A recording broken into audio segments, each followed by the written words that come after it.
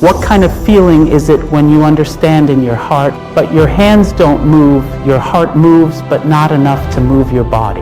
When everyone meditates, after it's over, they drop meditation, help, go home and become the same as before, as you ask. For people to do wrong, their heart is squeezed. People who do wrong without knowing will keep doing wrong forever. They think they've found happiness, but they'll never find it. So, meditation is actually normal. It's the base of being human. When this base of humanity arises, it won't harm anyone. The things that come from the outside and what I'm talking about inside, it means there are two parts. They're not connected, but those things can't make us angry unless we take them into our hearts and then bring them up again. Words themselves aren't what makes someone angry. But if people were truly human, with complete right understanding, just imagine how peaceful this world would be. Now, coming back to the conclusion, this world already knows these things. There's no need for the Buddha, for the world, to know these facts. It's not surprising. It's just fact. And the reason I want to use all these sources that the world already knows is because I want everyone to accept that this is the truth. But this truth only appears on the surface. The truth I want to talk about goes deeper. It's at a deeper level within the mind. For example, if we go back to talk about the Noble Eightfold Path, what is it?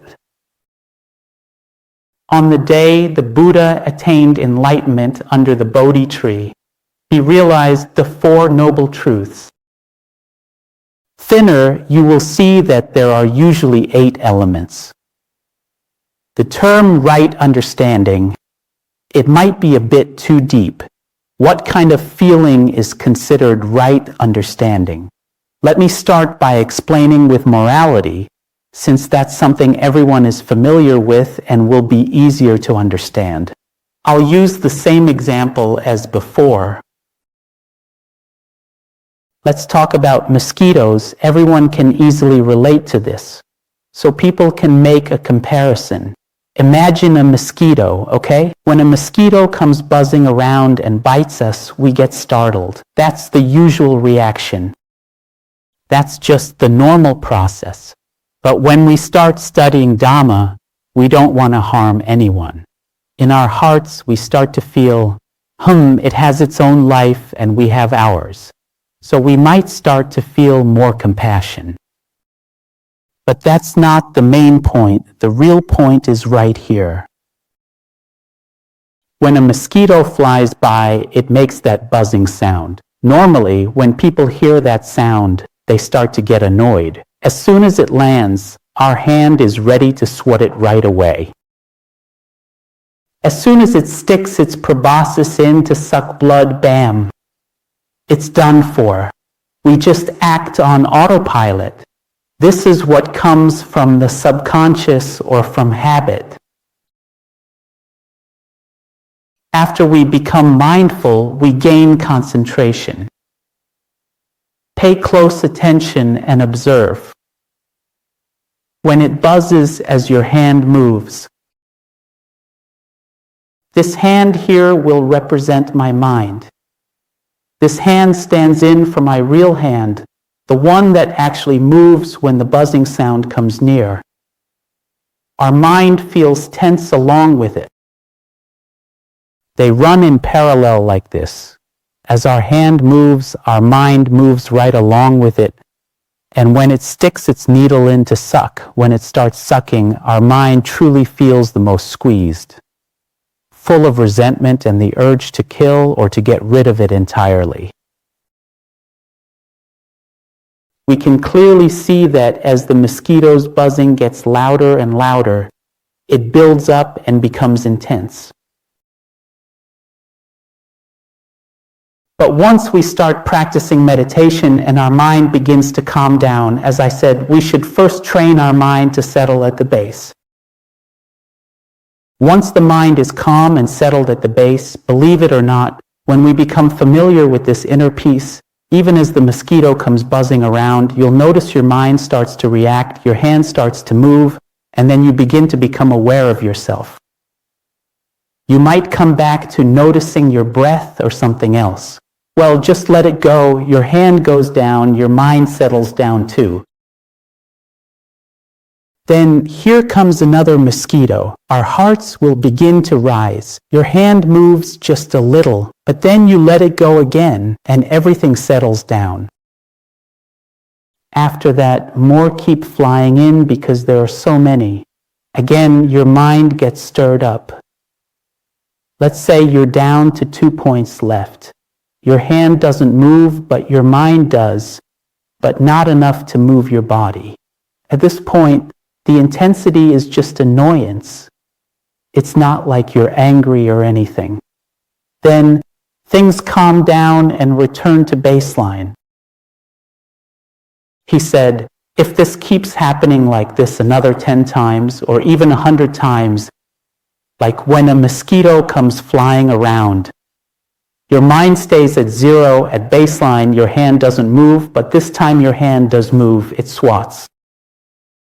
But you swat with a mind that remains at 0.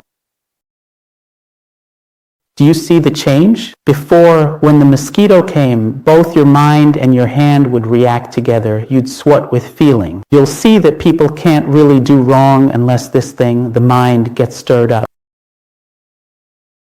For someone to do something wrong, the mind has to give the order. Otherwise, all you can do is swat with a neutral mind. But some get annoyed and swat. It's risen up. They're suffering. We're talking about how suffering can disappear. Look at your hand here. This hand here represents suffering. Before, you had to move your hand to make it drop. If it doesn't move, you're not ordering it to be killed, brushing it away with an ordinary mind. That's why I say, when you move, keep your mind calm. When meditating, keep your mind calm. Before leaving meditation, don't rush, feel the calmness, then move so you can bring calmness into life. After meditating, people often leave that calm state behind and go back to how they were, just as you said. My aim is for you to keep that calmness with you. So, let's first understand the system of moral discipline, sila. Oh, if someone says, for instance, light action like this, you'll find that, as you can see specifically in the green group, it's correct. If it's right, you won't do it wrong again. So I try to point out that for people to do something wrong, their minds have to be under intense pressure or suffering. For example, they might feel strong greed or intense desire, or they might be so angry that they're willing to kill someone or hurt others. Those feelings have to become really intense. Or they might be so lost and unaware that they don't even realize what they're doing, like when someone drinks alcohol until they're completely drunk. That's when they're deeply lost, and that's how they end up doing something wrong.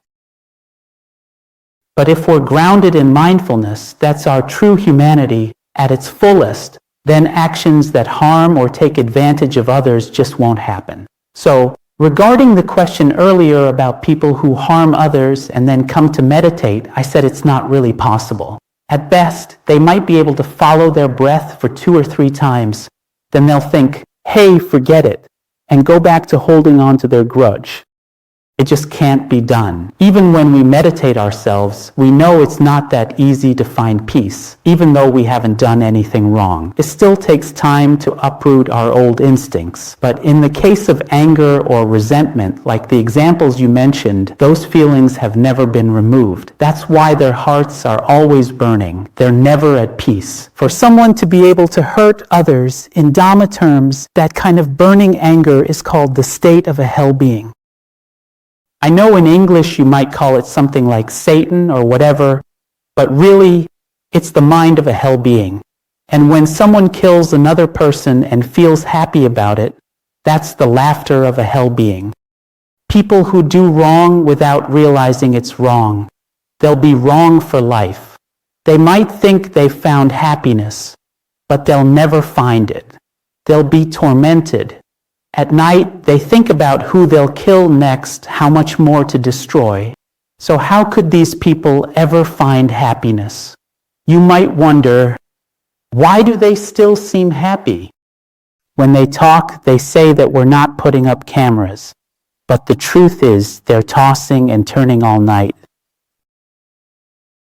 Or maybe the only person who would really know is their wife. Right? She sees the behavior. Now, when it comes to morality, what I'm talking about might seem like it's lacking in action, but let me go a bit deeper. Pay close attention. Don't forget, when I make this gesture, it represents the mind inside, the part no one can see. But everyone can see the hand that swats down.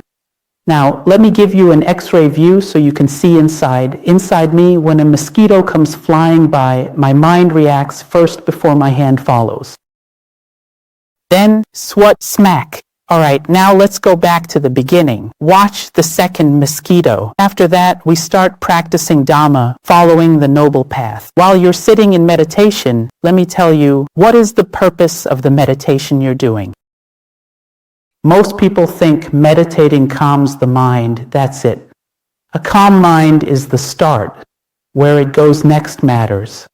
Then, when a mosquito flies in, back then, we were here used to a calm mind from meditation.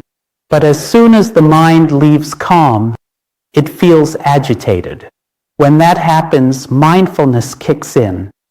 This is what's happening inside.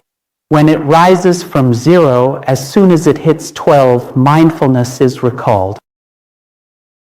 Mindfulness is recalled. Number 7. By F. This is mindfulness, you know. Mindfulness immediately stops that hand-washing action. Just stops it, because mindfulness steps in to put on the brakes. That's what mindfulness is. Then, in the moment you stop, concentration will arise. The stability of the mind or concentration will arise immediately. When concentration arises, you will see the truth, just like I said before, concentration or a mind is the foundation of being human. When this human foundation is present, it won't harm anyone. It won't have any ill will toward anyone. This is the natural state of humans that has always existed, even before practicing meditation. You might notice, as I have, that many Westerners, especially Europeans, already have a fundamentally good nature. They possess a high level of humanity, while others might come and cause chaos in the land. At their core, these people are already on a higher level. Now, when it comes to practicing Dhamma, it's really about building upon that goodness. Let me tell you, if someone starts in a really bad place, they have to climb up, and they'll reach the level of being a good person, having moral discipline. They can keep climbing higher, and they'll reach the top, which is wisdom. The climbing happens in the middle part here, the green area, which represents living life without harming others in society. You'll notice there's a difference. It's different because it involves a combination of actions, both physical and verbal, with concentration, which is the underlying state of the mind. All of these come together until wisdom arises, and that's when one can truly be free from suffering. But most people in the world only know about the green area, which is morality. They don't know what the mind really is. But what the Buddha realized is that taking care of external actions is important. But true care doesn't just come from sitting and watching over them. Trying to keep the precepts you learned without breaking them, that's self-centeredness. Our sense of self is ready to go any direction. When we feel good, we act well. When we're angry, we justify it. They bit me first. If we base things on feelings, we change any time. We need more. Truth is in every heart, but hidden by self, always unstable. Like the question that was asked the other day, how can we know what's right and what's wrong in what we do? When everyone does things differently and everyone claims they're right, then what really is right? You'll only know what's right when wisdom arises, which is why it's so difficult. Everything has to be right first. Until wisdom is truly right, only then will understanding be correct. When mindfulness arises, concentration arises, actions happen outside. That is the green part.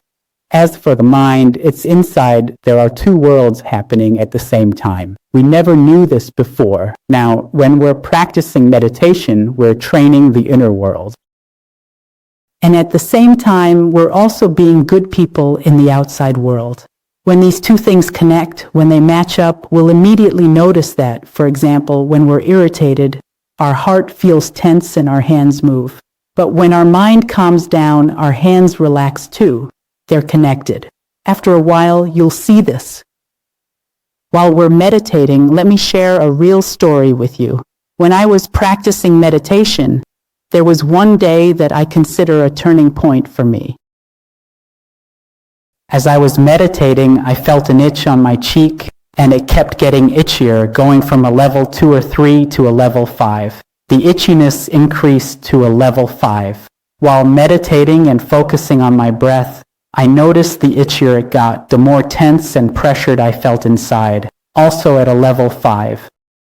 When the itchiness increased to 6 points, my heart became 6 points of urgency. Oh, then I changed to be aware of the wind because it was so painful. It made me want to scratch. When you meditate, you might scratch continuously. But is that wrong? The teacher is not wrong. There is no precept that prohibits scratching.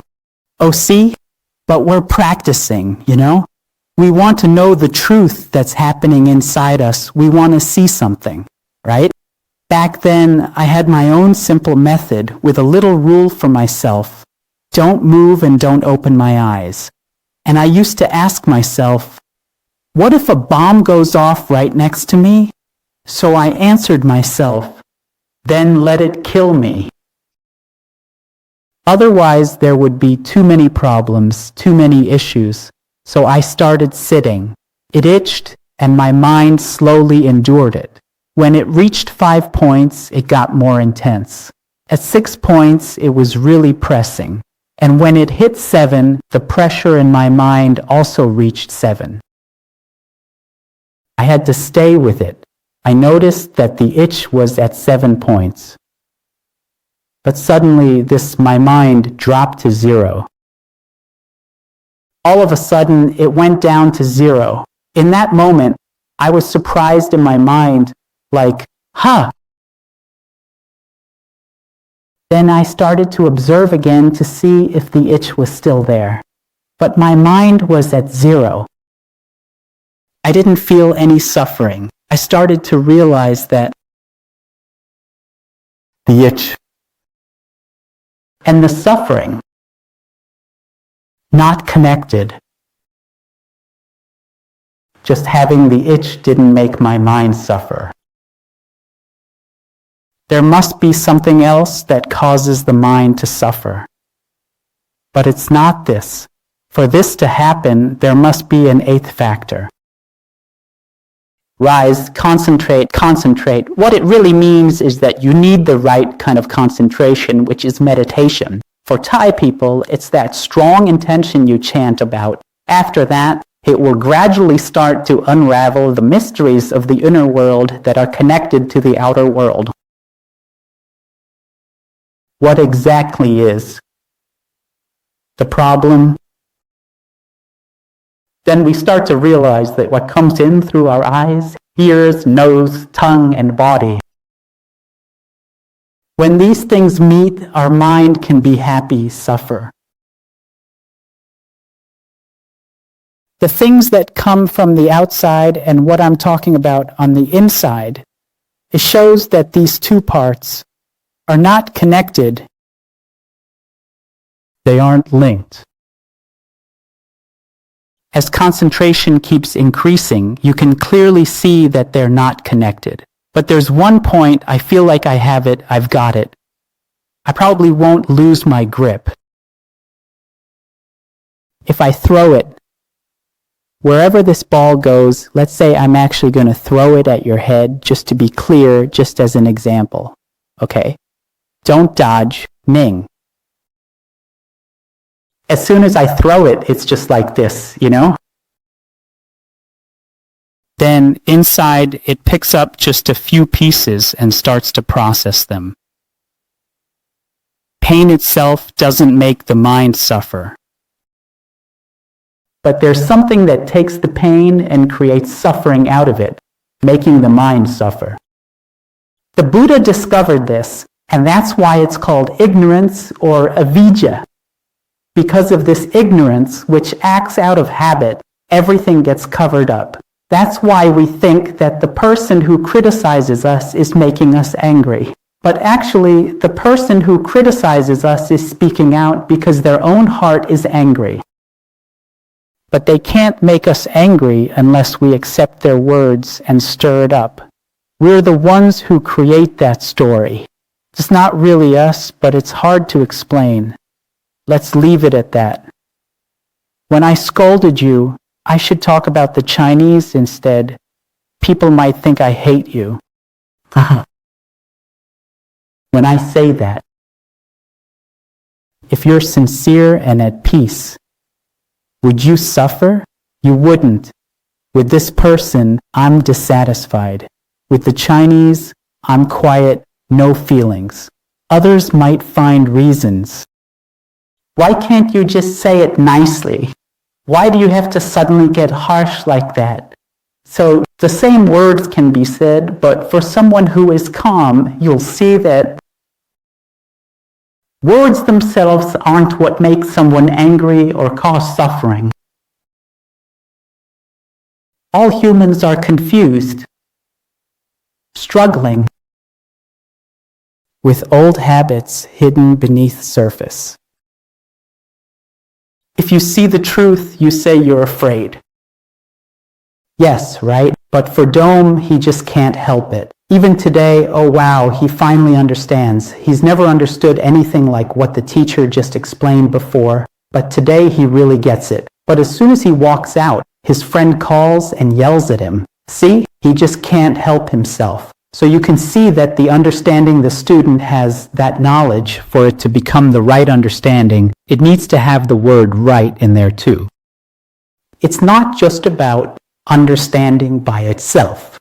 The term right understanding means letting go of old habits, those ingrained patterns, whatever you want to call them. Whether it's tendencies, instincts, the subconscious, or anything else, it means you have to change these things until doing what's right becomes second nature. Now, no matter what anyone says or does, it can't really shake your feelings. Because if that person is already at their base, let's say they've meditated so much that they're used to being at their base level at 0, when someone insults them, the old habits might start to ripple, you know? There might be some dissatisfaction, and those old patterns will stir. But as soon as that happens, we bring in mindfulness. We're not doing it. The action happens automatically. Think of it this way. We're training it like teaching a child, and then the child can do it alone. We don't have to sit there thinking, I have to be mindful. Instead, we set up the process so the child, or here, the mind, can learn. Once it learns, it will do it on its own, without us. It doesn't need us. It will act by itself. When something makes contact, there's a ripple, and that ripple triggers mindfulness in the moment. When mindfulness is recalled, the mind becomes stable. Because the original instinct is already there, that's why the right affordance is needed. If there's no right affordance, the P2P repeats patterns. Like, I give up. My anger stays. No affordance. The Buddha said you need the right affordance. Without it, everyone will run out of energy, run out of strength. So you really have to see a huge benefit in getting out of this. It's not just ordinary human effort. It has to be an extraordinary effort, something truly exceptional. Then we'll realize for ourselves like, wow, what we're up against isn't small at all. It takes so much to keep pushing back like this. So we'll see that within the concentration group, things work together internally. As for the green part, that represents things working together externally. Now you can picture it, right? Then when these two parts blend together just right, the blue color wisdom will emerge. Because you'll see that when the mind doesn't react. For example, if a mosquito flies by and buzzes around but your mind doesn't react, your mind stays centered, there's no anger, no greed, no resentment, no urge to kill, everything just stops. So you don't feel any malice or wish to harm anyone. This is in the second point. So in wisdom, the second point is that you start to feel you don't want to harm or oppress anyone. That's why I say this state of mind is the true essence of being human. It's like you don't want to, why do that to them? Some might say, just an animal for us to eat. But once someone reaches this point, they don't need explanations or reasons. Others can do what they want, but I'm not going to be part of it. That's point 2. Then understanding arises. In the past, cause and effect worked like this. When something impacted your ears like a sound, it would trigger a reaction in your mind. That's the effect. This is what's called cause and effect. Something happens and it leads to a result. After you develop the path.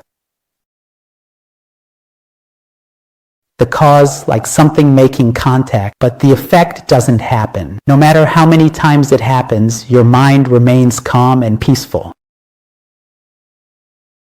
And if you apply this to almost every situation in the world, you'll see that in time, this person will start to enter a state of calm and tranquility.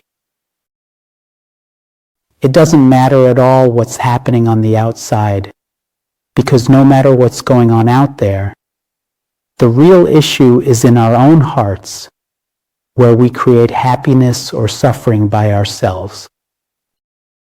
After that, it leads to peace through true understanding, meaning with the right understanding, this is how a real human being should be. They're not some kind of superhuman from somewhere else. But if real humans were all like this with light understanding, you wouldn't even have to say how peaceful this world would be. Just imagine how supportive this world would be. But today, everyone might say, that's impossible. I understand that. So it's better to start with ourselves first. Let's make it possible for ourselves before anything else. And if we can start to be like this, it will gradually connect to those close to us, our family, our community, or everyone around us. We all just do what we can, as much as we can. We can't do more than what we're capable of. We can only do this much. These 3 things are like 8 strands of rope twisted together. If you take all 8 strands and twist them, they become a single rope. That's the noble Eightfold path in the end. It becomes just one action. But the reason it's separated out is so that each person can see it from different perspectives. So you can see what actions are happening inside. It doesn't matter if someone starts with morality, or if someone starts from wisdom, or if someone begins with meditation. But if they unite these 3 as one, there's no fixed rule. You can start anywhere. In the end, it's all the same, different aspects. We can begin from any point. I explain morality because it's easiest to understand, and using it helps us see into the mind.